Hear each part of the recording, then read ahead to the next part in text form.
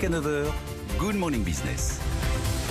À 8h19, mon invité c'est Angelo Gopé, le directeur général de Live Nation France. Bonjour Angelo Gopé. Alors évidemment, Live Nation, on ne présente plus, c'est le leader mondial du spectacle et du concert. Autant dire que l'année 2020 a été catastrophique pour vous et que l'année 2020 ne commence pas vraiment sous les meilleurs augures. Qu'est-ce qu'on peut faire ? Je vois que toutes les professions essayent de convaincre le gouvernement de les laisser rouvrir. Vous, par exemple, on l'a vu dans le journal de 8h, vous organisez des tests grandeur nature dans des salles de concert avec l'aide par exemple d'Asso Systèmes à la Philharmonique pour prouver que on ne propage pas le virus dans une salle de spectacle. Parce qu'on a pu se rendre compte, il y a un test qui a eu lieu en Espagne il y a 3 semaines. Il y a eu 493 personnes qui sont venues, qui ont dansé, qui ont chanté, sans distanciation avec des masques. Et il y a une étude qui a été faite 8 jours après et personne n'a été contaminé. Donc nous, ce qu'on veut prouver aujourd'hui, c'est vraiment démontrer que les lieux de spectacle ne sont pas des clusters. Alors vous allez refaire ça à Paris et Marseille en février. Tout à fait. Il y a plusieurs initiatives qui sont mises en place par le Prodis, par le SMA, par des organisations pour continuer à démontrer au gouvernement qu'on peut arriver à faire des choses et surtout se mettre en place un planning qui puisse être cohérent pour les salles, pour le ministère, pour les producteurs. Parce qu'aujourd'hui, il faut qu'on sorte de là. Ça fait bientôt 1 an qu'on n'a plus d'événements. Ça fait bientôt 1 an qu'on est touché et il faut passer à autre chose. Alors je rappelle, à Live Nation, vous produisez Depeche Mode, Beyoncé, Coldplay, Rihanna pour la France, Gad Elmaleh, Yam, Vald, bref. Quelle était votre production depuis 1 an ? Est-ce que vous avez réussi à faire des lives monétisés ? C'est assez compliqué. En France, on est sur un marché qui est assez restreint. Il faut savoir que Live Nation au monde a réussi à le faire parce qu'un artiste anglo-saxon a une plateforme qui est mondiale avec des millions de personnes qui parlent anglais. Les Français, on est beaucoup plus frontaliers aux francophones.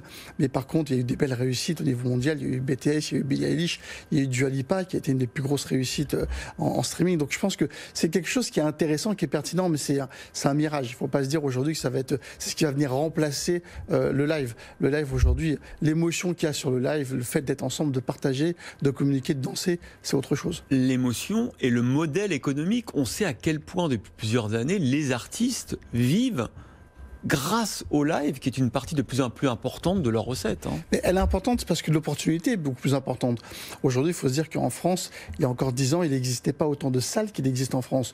Vous prenez la salle de Bordeaux, par exemple, il y avait une patinoire qui faisait 4000 personnes. Ouais. Maintenant, ils ont une belle salle qui fait 10 000. Les artistes, aujourd'hui, peuvent faire un tour du monde, un véritable tour du monde. Il y a encore 10 ans, on faisait la France et les États-Unis et l'Europe. Maintenant, les artistes font l'Amérique du Sud, l'Asie, voire l'Australie. Et puis l'économie du disque, enfin de la musique, avec le streaming, fait que faire des concerts en live, c'est une grande partie d'abord de la fidélisation que vous créez avec vos fans, et puis les recettes engendrées. Tout à fait, mais je pense que c'est complémentaire, parce qu'il faut quand même faire un disque avant de faire une tournée, et même si aujourd'hui il n'y a plus le même cycle de disques qu'il y avait avant, mais en tout cas, les artistes, les spectateurs, les producteurs, tout le monde a hâte qu'on puisse passer à autre chose et qu'on puisse s'asseoir vraiment autour de la table et définir ensemble une stratégie qui soit cohérente. Mais est-ce que vous avez un peu de visibilité ? Est-ce que quand vous dites au gouvernement, on va faire ces tests grandeur nature, il y a eu celui qui a été fait pour la Philharmonique avec Dassault Systèmes, il y a ceux que vous allez faire vous, à Paris et Marseille. Est-ce que le gouvernement, est-ce que Roselyne Bachelot vous dit on va regarder, et si c'est concluant, on donnera le feu vert. Il y a eu un rendez-vous vendredi avec la ministre, donc effectivement elle a dit on va regarder, on va s'y atteler très vite pour le faire, mais je pense qu'il y a 2 choses qui sont importantes. Il y a la première qui sont les tests, qui est un outil de communication pour démontrer que nos lieux ne sont pas des clusters, et de l'autre côté on a une feuille de route pour les festivals, qui sont encore autre chose. Festivals d'été. Ils sont à l'extérieur. Là la ministre dit qu'on a le temps, on n'a pas le temps.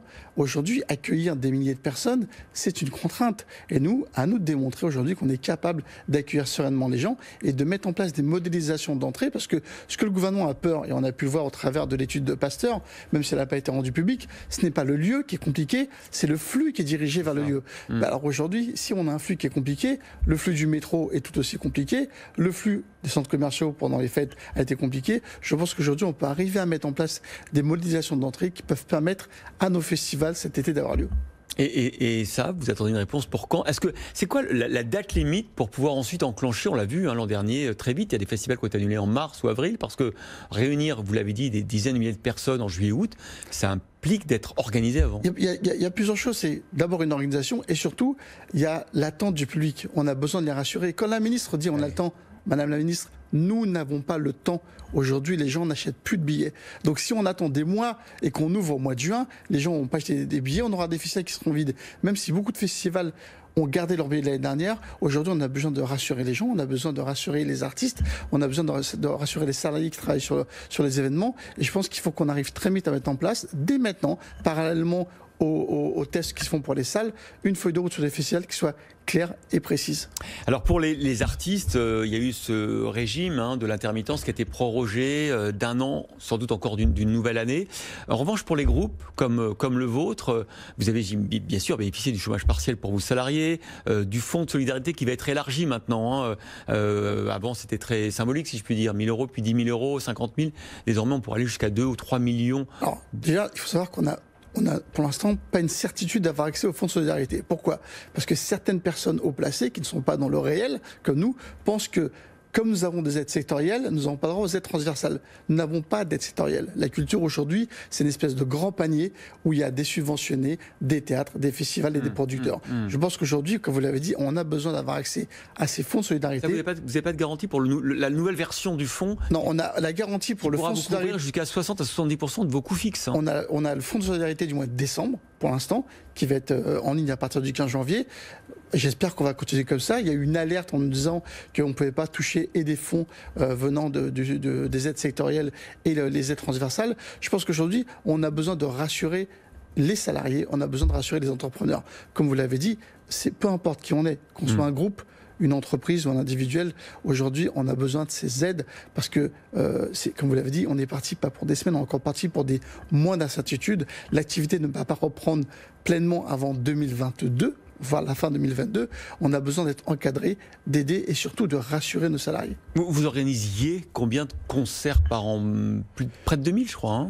2000 concerts. Live Nation, c'est 23 000 concerts par an. C'est à peu près un concert toutes les 13 minutes. Nous, c'est 2000. C'est beaucoup de concerts, beaucoup de petits concerts, beaucoup d'artistes en développement. Et aujourd'hui, toute cette dynamique s'est cassée. Et alors, votre maison mère, le groupe, est-ce qu'il y a encore des endroits dans le monde où on peut organiser des concerts ? La Nouvelle-Zélande, on fait des festivals il y a pas longtemps. L'Asie, on repris parce qu'ils ont 2-3 mois d'avance sur nous. Et après, même si ça commence à se recompliquer en Chine, vous avez vu. Ça se reconfine. On a fait un festival comique avec Gad Elmaleh à Dubaï. On a joué hier, avant-hier à Monaco. Donc il y a encore des choses qu'on peut faire, mais on se rend compte qu'effectivement il y a une espèce d'incertitude latente sur l'Europe et le monde qui fait que ça va encore durer quelques semaines. Comment ça se présente la concurrence dans le système des concerts et des événements ? Est-ce que vous avez l'impression qu'il y aura forcément des restructurations après cette crise ? Est-ce que tout le monde aura les reins assez solides pour tenir ? Et est-ce que vous avez l'impression qu'il y aura des opportunités, peut-être, de regroupement ? Je pense que ce qui est compliqué, c'est pas forcément le fait de se dire que ce qui va changer, c'est des regroupements ou de la concentration. C'est surtout le fait que ça a été trop loin pendant des années. C'était devenu une course au cachet, une course au prix des places qui étaient chères. Tout le monde s'est senti vu très beau, trop beau. Et on avait atteint un stade qui était trop élevé. C'est intéressant, ça. Vous êtes en train de dire que ça, c'est fini ? Je pense que c'est fini parce que les gens vont avoir du mal à se remettre. Il faut savoir qu'il y a encore beaucoup de gens qui sont atteints financièrement. On ne va pas pouvoir demander aux gens tout de suite de payer très cher. Je pense qu'il va falloir être réaliste par rapport à ce qu'on peut faire. Et donc ça veut dire que vous êtes en train de nous dire que vous allez devoir réinventer votre modèle aussi après la crise et peut-être réinventer le prix des billets.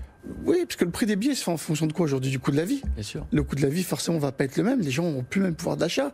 Donc, il va falloir être conscient par rapport à ça. Donc, peut-être que les artistes vont revoir la voilure en termes de technologie, parce qu'aujourd'hui, le prix des places, il se fait par rapport à des concerts qui sont devenus gigantesques. Il y a 150 camions sur la route, il y a une technologie qui est incroyable. Donc, peut-être, effectivement, qu'on va réduire, parce que le coût du billet, il est inhérent à la technologie. En France, on me dit que le prix des billets est cher, mais vous savez, la circulaire Collomb qui est passée il y a 2 ans oblige les organisateurs aujourd'hui à payer les policiers. Quand on fait un concert au Stade de France, on a 120 000 euros de frais de police. Ah oui. Forcément, il faut l'impacter quelque part. Donc je pense que toutes ces choses-là vont être prises en considération, qu'on va revenir pour voir comment on peut faire pour baisser le prix du billet et qu'il soit acceptable pour les spectateurs. Bon, ça veut dire que ce secteur sortira transformé lui aussi par cette crise pandémique et économique. Merci beaucoup, Angelo Gopé, directeur général de Live Nation pour la France, d'avoir été l'invité de Good Morning Business.